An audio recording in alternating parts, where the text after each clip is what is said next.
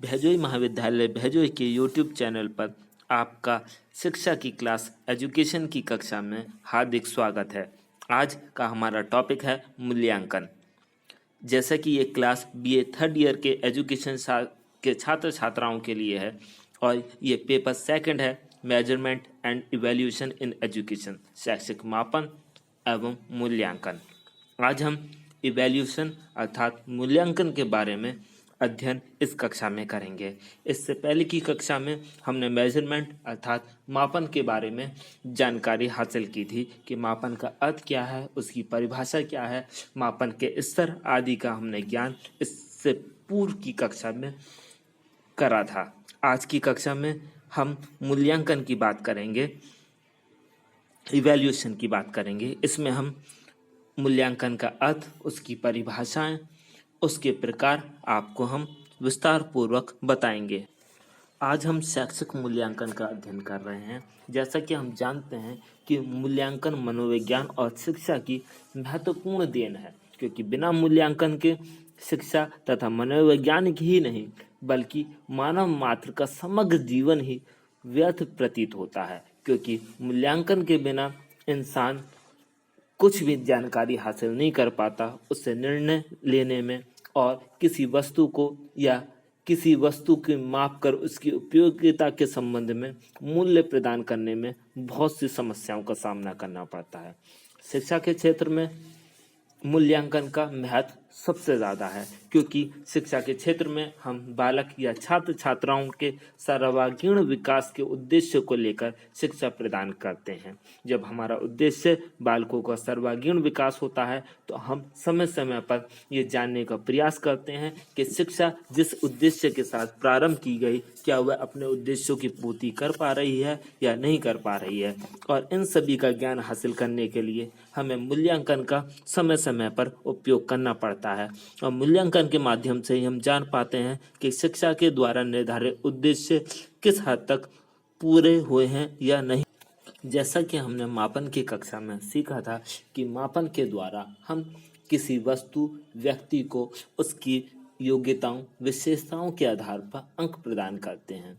लेकिन ये अंक जो है बिना मूल्यांकन के कुछ अधिक जानकारी हमें नहीं दे पाते। मूल्यांकन के माध्यम से हमें पता चलता है कि इनका एक्चुअल में क्या मूल्य है, इनका हमारे जीवन में क्या उपयोग है। जैसे कि हम उदाहरण से समझ सकते हैं कि किसी व्यक्ति को 100 में से 80 अंक प्राप्त हुए हैं, परंतु 100 में से 80 अंक प्राप्त करना ही पर्याप्त नहीं होता। शिक्षक ये भी जानना चाहता है, टीचर जो है बच्चे का ये भी जानना चाहता है कि विद्यार्थी को जो अंक प्राप्त हुए हैं वो कितने अच्छे हैं, अर्थात बालक की कक्षा में क्या स्थिति है, उसकी पोजीशन क्या है, क्या वह प्रथम स्थान प्राप्त कर रहा है, दूसरा स्थान प्राप्त कर रहा है या सबसे नीचे है, कौन से स्थान पर वह है। और इसे जानने के लिए हमें मूल्यांकन का सहारा लेना पड़ता है। मूल्यांकन सिर्फ हमें अंक ही नहीं देता बल्कि हमें ये भी बताता है कि उसकी एक्चुअल मूल्य क्या है, उसकी क्वालिटी कैसी है। क्वांटिटी के साथ हमें क्वालिटेटिव फॉर्म भी हमें बताने में मूल्यांकन से सहायता प्राप्त होती है। मूल्यांकन की मदद से ही हमें पता चलता है कि कौन सी चीज़ कितनी अच्छी है और कौन सी चीज़ कितनी बुरी है। इस प्रकार हम कह सकते हैं कि मूल्यांकन के अंतर्गत किसी गुण, योग्यता या विशेषता का मूल्य निर्धारित किया जाता है, अर्थात मूल्यांकन का परिमाणात्मक तथा गुणात्मक दोनों प्रकार की सूचनाएं प्राप्त करने में उपयोग किया जाता है। इसके आधार पर बालक की योग्यता, उसकी उपलब्धि का आकलन हम कर सकते हैं। मूल्यांकन के अगर हम शाब्दिक अर्थ जानना चाहें तो हम इसके द्वारा समझ सकते हैं। मूल्यांकन का शाब्दिक अर्थ होता है मापन प्लस मूल्य निर्धारण। इस प्रकार हम देखते हैं कि मूल्यांकन के अंदर मापन और मूल्य निर्धारण दोनों चीजें ही आ जाती हैं। मूल्यांकन अपने आप में व्यापक है, उसके अंदर मापन समाहित हो जाता है। इस प्रकार मूल्यांकन का आश्रय मापन के साथ साथ मूल्य निर्धारण से है, अर्थात अधिगम अनुभवों द्वारा विद्यार्थी में अपेक्षित व्यवहारगत परिवर्तन किस सीमा तक हुए हैं, इसका मूल्य निर्धारण या मूल्यांकन करके निर्णय देना। अतः मापन मूल्यांकन का ही एक भाग है जो सदैव उसमें निहित रहता है। इस प्रकार हम कह सकते हैं कि मूल्यांकन अपने आप में व्यापक क्षेत्र रखता है और मापन अपने आप में संकुचित।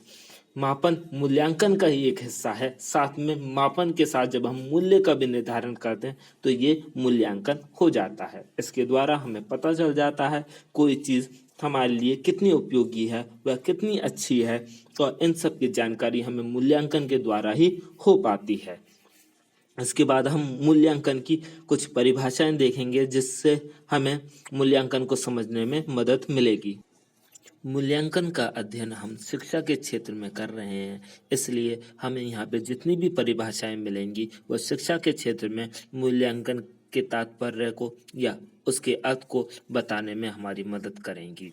पहली परिभाषा जो हमें दिखाई दे रही है हमारे सम्मुख है वह है टॉर्गेसन और एडम्स की। उनके अनुसार मूल्यांकन का अर्थ किसी वस्तु या प्रक्रिया का मूल्य निर्धारित करना तथा शैक्षिक मूल्यांकन से आश्रय किसी शिक्षण प्रक्रिया या अधिगम अनुभवों की उपयोगिता के संबंध में मूल्य प्रदान करना है। इस परिभाषा से स्पष्ट होता है कि किसी वस्तु या प्रक्रिया का जब हम मूल्य निर्धारित करते हैं तो उसे हम मूल्यांकन कह सकते हैं।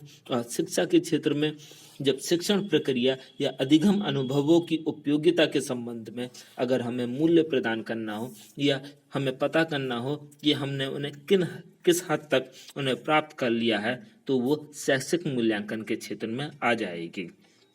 इसके अलावा अगली परिभाषा डांडेकर की है जो कहते हैं कि शैक्षिक उद्देश्य को बालक द्वारा किस सीमा तक प्राप्त किया गया है ये जानने की व्यवस्थित प्रक्रिया को ही मूल्यांकन की संज्ञा दी जाती है। इनका मानना है कि मूल्यांकन एक ऐसी प्रक्रिया है जिसके द्वारा हम जान सकते हैं कि शिक्षा के क्षेत्र में शैक्षिक उद्देश्य हमने किस हद तक प्राप्त कर लिए हैं। अगर हमें ये जानना है कि बालक किस आधार पर शिक्षा ग्रहण कर रहा है, क्या वह कुछ सीख रहा है या नहीं सीख रहा है, शिक्षा के उद्देश्यों की पूर्ति हो रही है या नहीं हो रही है, ये सारी जानकारियां हमें मूल्यांकन के माध्यम से ही हो सकती हैं। इसके अलावा क्वेलन वाहन्ना के अनुसार विद्यालय द्वारा बालक के व्यवहार में लाए गए परिवर्तनों के संबंध में प्रमाणों के संकलन और उनकी व्याख्या करने की प्रक्रिया को मूल्यांकन कहते हैं।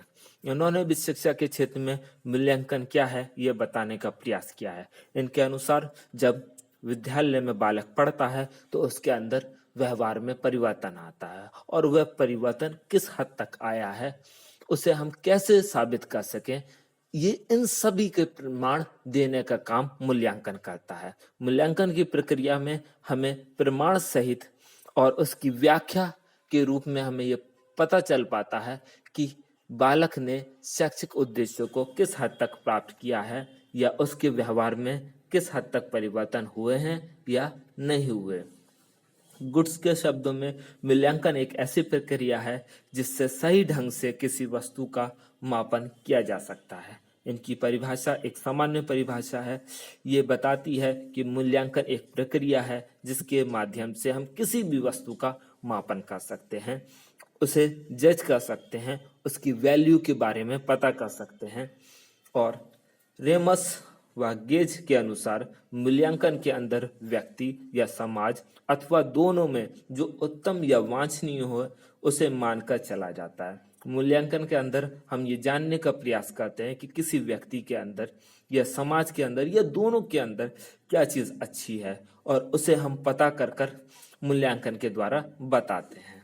इसी प्रकार कोठारी कमीशन ने कहा है कि अब ये माना जाने लगा है कि मूल्यांकन एक अनवरत प्रक्रिया है, ये संपूर्ण शिक्षा प्रणाली का एक अभिन्न अंग है और ये शिक्षण लक्ष्यों से घनिष्ठ रूप से संबंधित है। कोठारी कमीशन ने मूल्यांकन का शिक्षा के क्षेत्र में महत्व को दर्शाने का प्रयास किया है। उन्होंने कहा है कि मूल्यांकन जो है शिक्षा के या शिक्षा प्रणाली का एक अभिन्न अंग है। इसके बिना शिक्षा की प्रक्रिया अधूरी है। इसके द्वारा ही हम पता कर पाते हैं कि शिक्षण के क्षेत्र में किस हद तक लक्ष्यों को प्राप्त कर लिया गया है। शिक्षण लक्ष्यों के बीच में मूल्यांकन का अपने आप में एक घनिष्ठ संबंध होता है, क्योंकि इसके द्वारा ही हमें पता चलता है कि हमारे शिक्षण की प्रक्रिया किस ढंग से चल रही है, क्या वह अपने उद्देश्यों को प्राप्त करने में सफल हो पा रही है या नहीं हो पा रही है। अगली परिभाषा है क्लाजमेयर व गुडविन की। इनके अनुसार शिक्षा में मूल्यांकन वह प्रक्रिया है जिसके द्वारा यह निर्णय लिया जाता है कि किसी चीज की मापित सीमा और परिमाण किसी मापदंड में स्वीकार्य या वांछनीय है या नहीं है। इनके अनुसार शिक्षा में मूल्यांकन एक प्रक्रिया है जो हमें यह निर्णय लेने में मदद करती है कि जो परिणाम हमें प्राप्त करने थे क्या वह मापदंड के अनुसार जो हमने स्टैंडर्ड पहले से तय कर रखे हैं उसके अनुसार हम उन्हें स्वीकार कर सकते हैं, क्या वह वांछनीय है या नहीं है, क्या उद्देश्यों की पूर्ति हो रही है या नहीं हो रही है, और उद्देश्यों की जो पूर्ति हो रही है उनका मूल्य कितना है, उन्हें हमारे द्वारा पूर्व निर्धारित मापदंडों के अनुसार स्वीकार किया जा सकता है या नहीं किया जा सकता है। इसके साथ ही एनसीईआरटी ने भी मूल्यांकन की एनसीईआरटी के द्वारा दी गई परिभाषा भी शिक्षा के क्षेत्र में मूल्यांकन के महत्व को दर्शाती है। एनसीईआरटी के अनुसार मूल्यांकन एक प्रक्रिया है जिसके द्वारा ये ज्ञात किया जाता है कि उद्देश्य किस सीमा तक प्राप्त किए गए हैं, कक्षा में दिए गए अधिगम अनुभव कहाँ तक प्रभावशाली सिद्ध हुए और कहाँ तक शिक्षा के उद्देश्य पूर्ण किए गए हैं। इस प्रकार हम कह सकते हैं कि एनसीईआरटी शिक्षा के क्षेत्र में उद्देश्यों की पूर्ति के बारे में पता करने में मूल्यांकन की सहायता लेने की बात कर रहा है। वो कह रहा है कि मूल्यांकन के द्वारा हमें पता चल पाता है कि हम अपने उद्देश्यों की पूर्ति में कहाँ तक सक्षम हो पाए, किस हद तक हम अपने उद्देश्यों को कक्षा के अंदर प्राप्त कर पाए हैं या नहीं कर पाए हैं। इन परिभाषाओं के आधार पर कुछ निष्कर्ष निकाले जा सकते हैं जिसमें पहला है कि मूल्यांकन अपने आप में एक सतत प्रक्रिया है। मूल्यांकन हमेशा चलती रहती है। इसके अलावा मूल्यांकन शिक्षण प्रक्रिया का एक अभिन्न अंग है। बिना शिक्षण प्रक्रिया बिना मूल्यांकन के अधूरी है। मूल्यांकन के द्वारा ही शिक्षण प्रक्रिया अपने आप में अपने उद्देश्यों को पूरा करने में सफल हो पाती है। मूल्यांकन का संबंध शिक्षा के उद्देश्यों से होता है। यह शिक्षा के उद्देश्यों की प्राप्ति की सीमा का निर्धारण करने वाली प्रक्रिया है। इसके द्वारा हम पता कर पाते हैं कि शिक्षा अपने उद्देश्यों की प्राप्ति कर पाई है और कर पाई है तो किस सीमा तक कर पाई है। इसके अलावा उनके निर्धारण करने में मूल्यांकन एक अहम भूमिका निभाता है। मूल्यांकन के द्वारा विद्यार्थियों के वांछित व्यवहारगत परिवर्तनों के संबंध में साक्ष्यों का संकलन किया जाता है। अर्थात हम कह सकते हैं कि मूल्यांकन हमें एक आधार प्रदान करता है जिसके आधार पर हम कह सकते हैं कि किसी बालक ने किस हद तक अपने शैक्षिक उद्देश्यों की पूर्ति की है, उसकी क्या साक्ष्य हैं, ये हमें मूल्यांकन के द्वारा ही प्राप्त होते हैं। अब हम बात करेंगे मूल्यांकन के उद्देश्यों की। मूल्यांकन के कुछ महत्वपूर्ण उद्देश्य यहाँ पर दिए गए हैं, जिसमें पहला उद्देश्य है शिक्षा के विस्तृत उद्देश्यों को स्पष्ट करना। मूल्यांकन के माध्यम से हम शिक्षा के उद्देश्यों को आसानी से स्पष्ट कर सकते हैं। हम बता सकते हैं कि शिक्षा के क्या क्या उद्देश्य हैं और वह उद्देश्य किस हद तक प्राप्त हो रहे हैं। इसके अलावा पाठ्यक्रम में आवश्यक संशोधन भी मूल्यांकन के माध्यम से किया जा सकता है। जब हम किसी पाठ्यक्रम को लागू करते हैं और मूल्यांकन के द्वारा हम ये जानने का प्रयास करते हैं कि ये पाठ्यक्रम अपने उद्देश्यों की पूर्ति कर रहा है या नहीं कर रहा है, इसमें कुछ करेक्शन या संशोधन की ज़रूरत है या नहीं है। ये सारी चीज़ें तभी संभव हो पाती हैं जब हम मूल्यांकन की प्रक्रिया से होकर गुजरते हैं। इसके अलावा तीसरा महत्वपूर्ण उद्देश्य है निर्देशन व परामर्श हेतु उचित आधार प्रदान करना। जब हम बालक को परामर्श देना चाहते हैं, उसका मार्गदर्शन करना चाहते हैं, तो हम चाहते हैं कि हमारे पास कुछ आधार हो जिसके आधार पर हम बच्चे को बताएं कि उसे क्या करना चाहिए या किस तरीके से अपनी शिक्षा के क्षेत्र में वह प्रगति को सुधार सकता है। और इस कार्य को करने में मूल्यांकन हमारी बहुत ज़्यादा मदद करता है। इसके अलावा परीक्षा प्रणाली में सुधार। जब हम मूल्यांकन करते हैं तो हमें पता चलता है कि हमारे मूल्यांकन के द्वारा कि परीक्षा के अंदर क्या क्या कमियां रह गई हैं, बच्चों के अंदर अगर हमें सुधार लाना है या बच्चों की परीक्षा की जो प्रणाली है उसके अंदर क्या कमियां हैं, इनका सही ढंग से अगर हमें पता लगाना है तो हमें मूल्यांकन का सहारा लेना होता है, क्योंकि मूल्यांकन सतत प्रक्रिया है, ये लगातार चलती रहती है। ये हमें बताती है कि कोई बच्चा पूरे साल भर कैसा कार्य कर रहा है, और परीक्षा में जब हम देखते हैं कि उसके परिणाम सही नहीं मिल पा रहे हैं तो हम परीक्षा प्रणाली में सुधार करके उसके सही परिणाम प्राप्त करने में मदद ले पाते हैं। इसके अलावा समस्त विद्यालय कार्यक्रमों का मूल्यांकन करना, उनकी विशेषताओं व कमियों को इंगित करके उनकी कमियों को दूर करना, ये भी मूल्यांकन का एक उद्देश्य है, क्योंकि हर विद्यालय में अलग अलग कार्यक्रम चल रहे होते हैं और उन कार्यक्रमों का अगर हम मूल्यांकन नहीं करेंगे तो हमें उनकी विशेषताओं और उनकी कमियों के बारे में पता नहीं चल पाएगा। मूल्यांकन के द्वारा ही हम उनकी कमियों और उनकी विशेषताओं का पता कर पाते हैं और उन कमियों को आसानी से दूर कर पाते हैं। इसके साथ ही बालक के व्यवहार संबंधी परिवर्तन की जांच भी मूल्यांकन के द्वारा ही संभव होती है, क्योंकि मूल्यांकन के द्वारा हमें पता चलता है कि एक बालक किस तरीके से कक्षा में या विद्यालय परिसर में व्यवहार कर रहा है, और हम मूल्यांकन के माध्यम से उन कमियों का पता लगाकर उनकी जांच करते हैं और उनमें सुधार आसानी से कर पाते हैं। इसके अलावा विद्यालय के अंदर नवीन शिक्षण विधियों का या प्रविधियों का उपयोग किया जाता है, ताकि हमें पता चल सके कि बच्चों के व्यवहार में किस तरीके से परिवर्तन हो रहा है या नहीं हो रहा है, पुरानी विधियां प्रभावशाली हैं या नहीं हैं, और नवीन शिक्षण विधियों और प्रविधियों का उपयोग जब हम करते हैं तो उनका हमें मूल्यांकन करने की भी आवश्यकता होती है कि जिस उद्देश्य के लिए उनका उपयोग किया जा रहा है, क्या वह अपने उद्देश्य की पूर्ति कर पा रही हैं या नहीं कर पा रही हैं, और इसका निर्धारण सिर्फ मूल्यांकन के माध्यम से ही हो सकता है। इसके अलावा शिक्षा के क्षेत्र में जो शिक्षण विधियों का उपयोग किया जा रहा है या पाठ्य पुस्तकों का उपयोग हम कर रहे हैं, उसके अंदर अगर हम कोई सुधार लाना चाहते हैं तो ये भी मूल्यांकन के माध्यम से ही संभव है। इसके अलावा बालकों के अधिगम में कठिनाइयों का पता लगाना है कि बच्चे सीखने में जो उनकी कठिनाइयां आ रही हैं उनका कारण क्या है। इन कठिनाइयों का पता लगाने में भी मूल्यांकन हमारी बहुत ज़्यादा मदद करता है।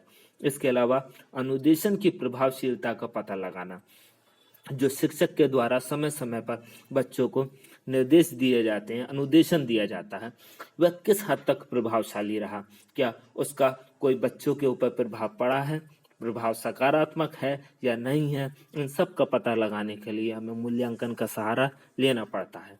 इसके साथ शिक्षण व्यू रचना में सुधार करना या विकास करना, जब हम एक लेसन प्लान बनाते हैं बच्चों को पढ़ाने के लिए तो हम ये देखना चाहते हैं कि क्या ये लेसन प्लान बच्चों को सही ढंग से समझा पा रहा है, जिन शिक्षण उद्देश्यों को लेकर यह हमने लेसन प्लान बनाया है ये उन उद्देश्यों की पूर्ति कर रहा है या नहीं कर रहा है।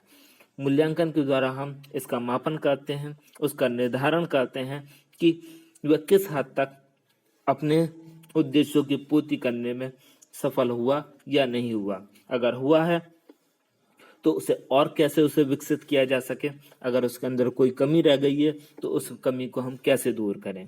इसके अलावा उपचारात्मक शिक्षण में सहायता भी हमें मूल्यांकन के द्वारा ही कर पाते हैं। मूल्यांकन के द्वारा हमें पता चलता है कि कोई बच्चा या कोई कक्षा किस प्रकार से अपने शिक्षा के क्षेत्र में पिछड़ रही है, और उपचारात्मक शिक्षण के द्वारा उस कक्षा के बच्चों को हम नवीन ज्ञान प्रदान करते हैं, उनकी कमियों को दूर करते हैं और उनके शिक्षा के स्तर को ऊंचा उठाते हैं। इसके अलावा बालकों को उत्तम ढंग से सीखने के लिए प्रोत्साहित करने के लिए हम मूल्यांकन का उपयोग करते हैं। मूल्यांकन के द्वारा हमें पता चल जाता है कि किस विधि के द्वारा या किस प्रविधि के द्वारा बच्चे ज़्यादा अच्छी तरीके से समझ पा रहे हैं, और हम उन प्रविधियों का उपयोग कर करके छात्रों को प्रोत्साहित कर देते हैं।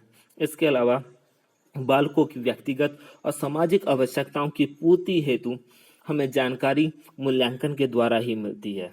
मूल्यांकन शिक्षा के क्षेत्र में एक महत्वपूर्ण स्थान रखता है। मूल्यांकन के बिना शिक्षा की प्रक्रिया अधूरी है, शिक्षण की प्रक्रिया अधूरी है। मूल्यांकन के बिना हम एक सफल शिक्षण कार्य नहीं कर सकते हैं। आज की कक्षा में इतना ही। अगली कक्षा में हम मूल्यांकन का वर्गीकरण, उसके प्रकार के बारे में अध्ययन करेंगे कि मूल्यांकन का किस प्रकार वर्गीकृत किया जा सकता है। धन्यवाद।